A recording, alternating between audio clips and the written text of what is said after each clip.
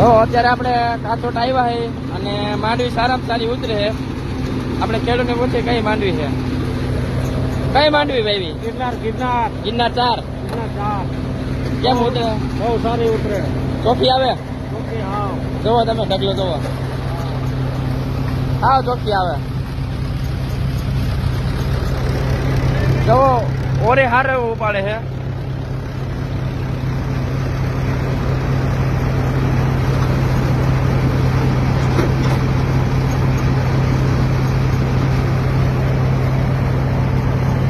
અને પાછળ કાંદો નથી ખાવા દેતા. તમે જુઓ પાછળ કામ સારું કરે છે.